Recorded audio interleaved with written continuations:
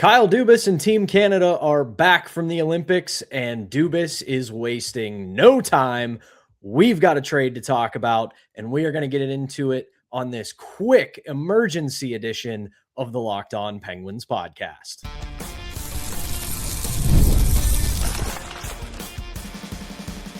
Your Locked On Penguins, your daily podcast on the Pittsburgh Penguins, part of the Locked On Podcast Network, your team every day. Hello and welcome into an emergency episode of the Locked On Penguins podcast. I am one of your hosts, Patrick Damp. You can follow me across all social media platforms at Synonym for Wet. Joined as always by my co-host, the one and only Hunter Hodes. You can follow him on Twitter at Hunter Hodes. You can follow our show's Twitter account at LO_Penguins.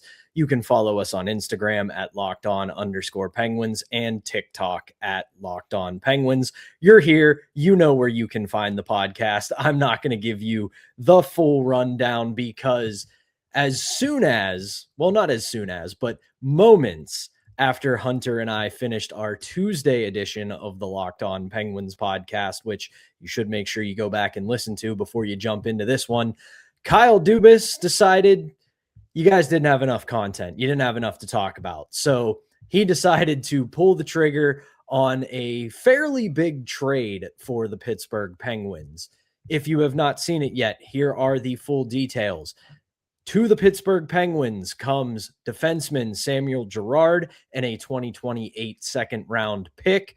To the Colorado Avalanche goes defenseman Brett Kulak. This one, I won't lie, Hunter, was a bit of a surprise to me because it felt like they were going to let Brett Kulak play this season out and then probably walk to free agency. But this is, on the surface, snap reaction, a really nice trade by Kyle Dubas. Yeah, Kyle has been on a heater for the last year plus. It continued with this trade. And I'm with you. I felt that Kulak was going to finish out the season as a member of the Penguins before walking to free agency. I felt that they weren't really going to mess too much with his pair with Letang, just the way that he's been able to stabilize him a little bit.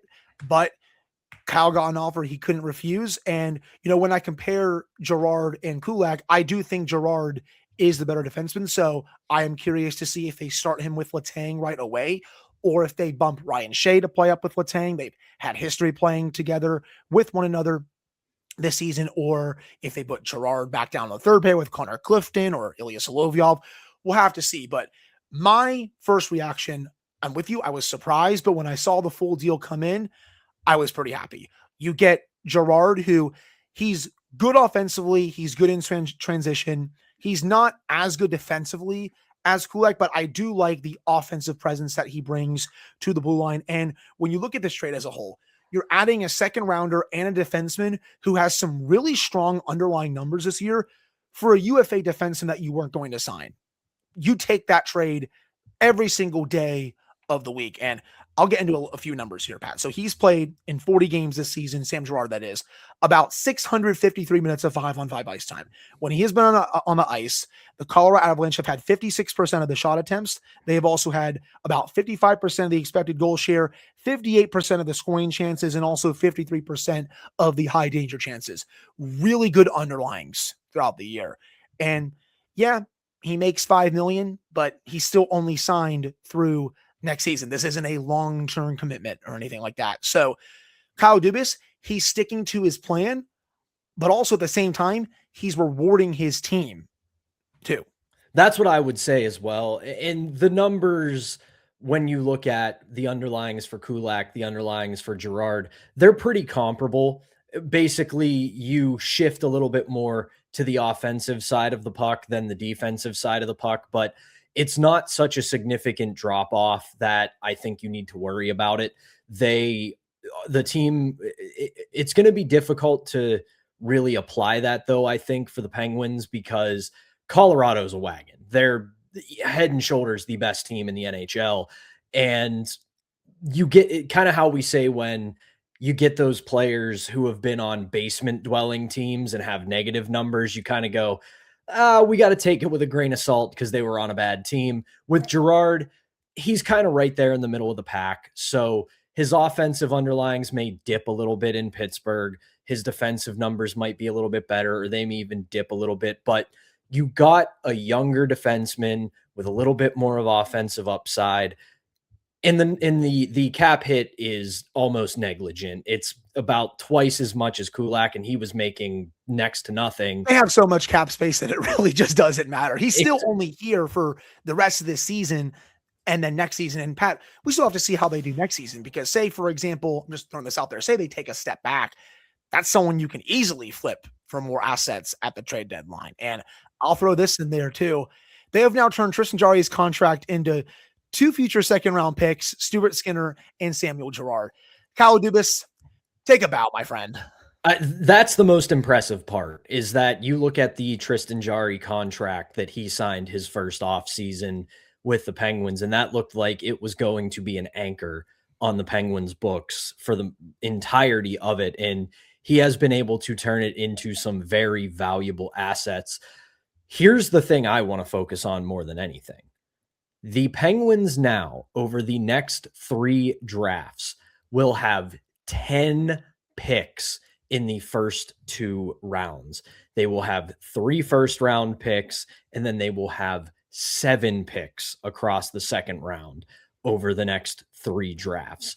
That is a coup of all coups for Kyle Dubas, because we talked about this years ago when he came on as the general manager. This was going to be what we thought at the time, a heavy lift to rebuild and retool this team.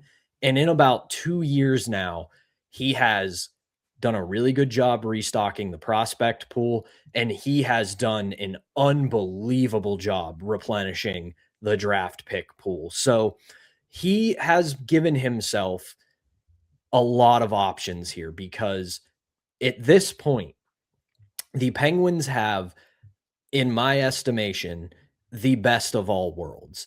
They've got a massive amount of cap space.